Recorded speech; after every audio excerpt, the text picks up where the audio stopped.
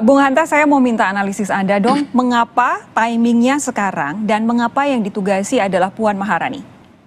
Ya, saya tadi kurang jelas ya yang disampaikan oleh Bang Andreas. Saya ingin menjawab pertanyaan Sophie baik.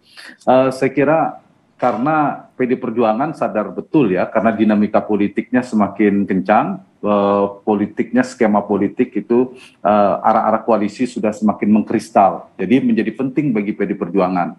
Di dalam politik itu betul ada kandidasi dan eleksi. Kalau dalam kandidasi pencalonan, PD Perjuangan itu eksklusif, merupakan satu-satunya partai yang bisa mengusung capres tanpa berkoalisi, dapat satu boarding pass, betul. Bahkan punya figur-figur potensial. Tetapi dalam sisi winning the election, untuk memenangkan pertarungan, PD Perjuangan merasa butuh, saya kira kerjasama dengan partai-partai lain, lintas ideologi, berbagai macam ceruk yang harus disasar, sehingga untuk memenangkan pertarungan, saya kira butuh kawan koalisi, sehingga menjadi penting bagi PDI Perjuangan untuk segera membangun komunikasi. Apalagi sekarang sudah terbentuk 3 ya, Sophie, kalau kita lihat tadi di prolog Kompas juga. Satu, ada KIB, Koalisi Indonesia Bersatu, Golkar, PAN, dan P3. Kemudian ada KIR yang sementara kita tidak tahu apakah itu akan solid atau masih cair. Koalisi Kebangkitan Indonesia Raya yang terdiri dari Gerindra dan PKB. Nah, yang ketiga sedang bangun komunikasi yaitu Demokrat, PKS, dan Nasdem. Ya. Jadi Perjuangan kita bicara arahnya kemana, itu kan ada berbagai opsi, banyak bagi PD Perjuangan, karena dia posisinya sangat strategis dan sebenarnya tidak terdikte oleh dinamika koalisi. Mereka bisa maju sendiri memang, tapi seperti saya katakan, butuh untuk memenangkan pertarungan. Opsinya saya kira yang pertama, bikin sendiri, maju sendiri. Tapi opsi ini saya kira kalau dilihat tendensinya Ibu Mega sudah memerintahkan Mbak Puan, itu mungkin tidak maju sendiri. Dan saya kira itu realistis, kalkulasi yang tepat. Nah, sehingga opsinya tinggal 2. Kalau ajak ya koalisinya, bergabung ke KIB atau koalisi yang satunya, koalisi bersama Gerindra dan PKB, itu opsinya bagi PD Perjuangan. Okay. Nah, yang ketiga, tadi kan masih Sophie tadi sampaikan ada apa? Prolog Kompas juga ada Nasdem ya, Bang Andreas. Nah, cuma kalau Nasdem ketarik itu memang PKS dan Demokrat itu berpotensi terancam tidak bisa ngusung maju sendiri.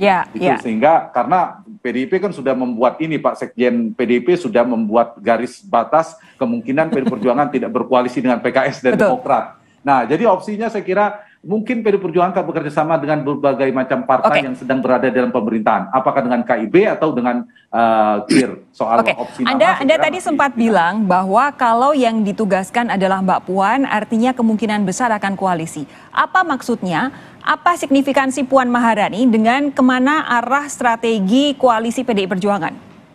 Ya, pertama dari sisi Mbak Puan ya, kita tahu Mbak Puan adalah selain kita tahu putri mahkota Ibu Megawati, beliau posisi strategis di Perjuangan, jadi 2 paket sekaligus ini. Satu membangun koalisi, sisi yang lain ada Mbak Puan Maharani. Jadi bisa dibaca bahwa PD Perjuangan masih memasukkan radar nama Mbak Puan Maharani untuk dinamika Pilpres ya soal kandidat. Meskipun lagi-lagi itu dinamis. Sehingga jadi maksudnya adalah PDI Perjuangan tetap memunculkan nama Puan Maharani di bursa calon presiden, begitu? Ya, saya kira iya. Saya pikir nama itu tidak bisa dipungkiri. Meskipun ada nama Ganjar Pranowo, ada nama Mbak Puan Maharani. Jadi kalau realistis 2 itulah sekarang yang mencuat di PDI Perjuangan, Bang Andreas ya saya kira. Kira-kira Bung Hanta menerjemahkan kalimat dari Pak Andreas ini bagaimana? Manakah kawan yang untuk PDIP termasuk kawan strategis, ideologis dan taktis kira-kira? Karena Pak Andreas dari tadi diplomatis sekali. Yang kawan ideologis dan secara historis juga ya. Saya membaliknya, yang paling tidak mungkin dulu. Yang paling tidak mungkin sudah jelas ya. Kita udah tahu secara ideologis ada PKS. Secara historis adalah Demokrat, karena kita tahu relasi hubungan antara 2 figur sentralnya yang juga saya kira cukup tidak begitu hangat lah, ingin gitu. Jadi dalam koalisi itu yang paling mungkin terbentuk di Indonesia itu Sophie, satu faktor ideologi, betul tadi, faktor ideologi. Tapi ini jarang, tidak determinan dalam pembentukan koalisi-koalisi kita. Nyatanya Pak SBY pada saat itu didukung oleh berbagai macam spektrum ideologi, begitu juga Pak Jokowi. Jadi itu sedikit. Tapi ini kalau kemudian PD Perjuangan sejak awal pagi-pagi sudah mengatakan tidak berkoalisi dengan PKS, ya ini basisnya harus kita akui karena basis ideologis, basis prinsip, basis ceruk pemilihnya yang berseberangan. Jadi kalau sumbu politiknya berseberangan sangat jauh, itu satu. Yang kedua, faktor terbentuknya koalisi, saya ingin membaca arah PD Perjuangan, adalah kedekatan dari figur sentral. Itu yang akan membentuk koalisi di Indonesia. Dan yang ketiga, ini yang paling menentukan adalah figur capres nanti yang akan mengumpulkan pola-pola koalisi. Ya. Nah, bicara PD Perjuangan, yang paling mungkin kita bicara tadi, secara ideologis kan sudah kita singkirkan tadi, 1-2 partai, berarti sisanya sangat mungkin, Sofi, ada di KIB dan KIR. KIR itu Koalisi Kebangkitan Indonesia Raya itu yang PKB dan Gerindra. Sebentar. Saya interject terlebih dahulu. Jadi artinya Anda mau bilang bahwa tidak, kemungkinan sangat kecil bahwa PDI Perjuangan akan bekerja sama dengan Nasdem karena Nasdem sudah sampai dengan saat ini sudah membuka kerjasama dengan PKS dan Demokrat, ya? Ya, kalau Nasdem jadi bergabung dalam 3 partai itu ya makin kecil. Tanpa bekerja sama pun dengan PKS dan Demokrat, menurut saya Nasdem itu partai yang juga peluang berkoalisinya termasuk yang kecil.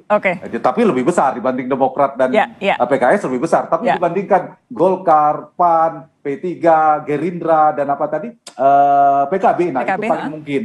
Barulah Nasdem, barulah yang 2 tadi gitu. Nasdem saya kira juga prioritas terakhir itu. Tapi kalau Anda melihat dari Gerindra dan juga PKB itu saat ini sudah disampaikan bahwa akan ada kerjasama, walaupun belum dua-dua pihak mengakui, tapi paling tidak ada satu pihak yang sudah firm dengan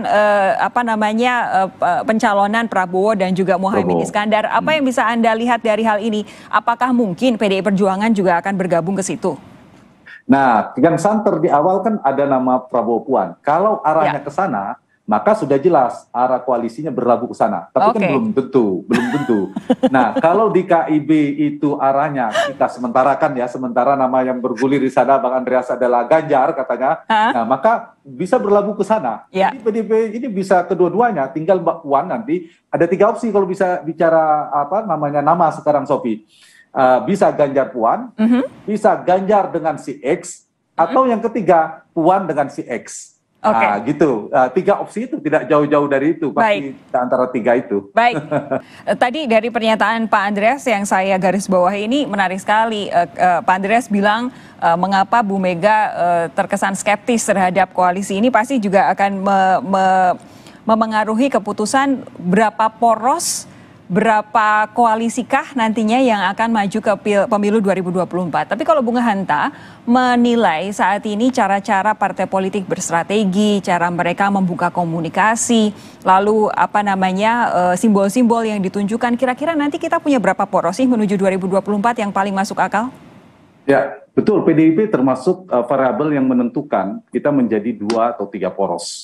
Kalau 4 memungkinkan sekarang realitasnya kalau Demokrat, PKS dan Nasdem bergabung. Tapi kecil kemungkinan menurut saya. Nah, kalau PDIP kemudian, kalau 3 partai itu kemungkinan jadi yang tadi dua pemerintah plus Nasdem, mungkin PDIP dan semua itu akan bergabung. Itu terjadi 2 poros.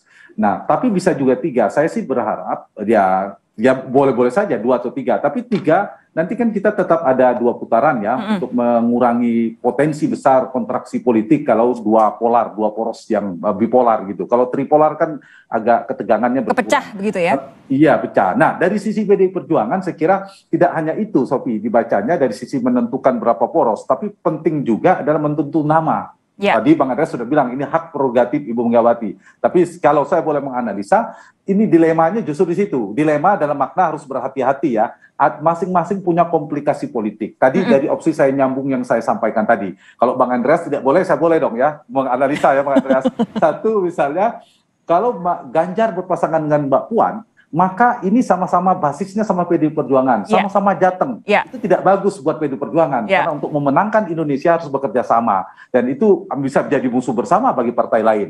Opsi yang kedua, kalau memajukan Ganjar, kemudian Mbak Puan nggak maju, komplikasinya ada 2. Kalau saya catat, 1, karir Mbak Puan ini kan udah di puncak atau DPR. Kalau nggak jadi presiden atau wapres, apalagi Bang Andreas, harus diantisipasi. Yang kedua, kalau Ganjar Pranowo menang, nah, Ketua Umum PDI Perjuangan juga ini terah Bung Karno kan Mbak Puan ini penerus ke depan. Nah, itu juga terancam tanda petik kalau tidak hati-hati. Nah, tapi kalau dilepaskan Itu kalau dilepaskan pada Ganjar. Tapi terakhir, kalau misalnya diambil Mbak Puan berpasangan dengan orang lain, tapi di saat yang sama kader potensialnya selain Mbak Puan tadi Ganjar maju menggunakan perahu koalisi yang lain, ini juga berbahaya. Karena basis PD Perjuangan di Jawa Tengah akan terbelah, akan terpecah. Tergerus kotel efeknya, efek ekor jas tidak dapat. Jadi PD Perjuangan terancam turun, capresnya juga berpotensi turun, dan dukungan capres juga turun. Nah, sehingga saya kira itu yang harus dipikirkan oleh PD Perjuangan. Kalau ingin memajukan Mbak Puan, Bang Andreas, sama pentingnya membuat kader lain. Saya nggak menyebut nama Ganjar ya, meskipun Ganjar sebenarnya,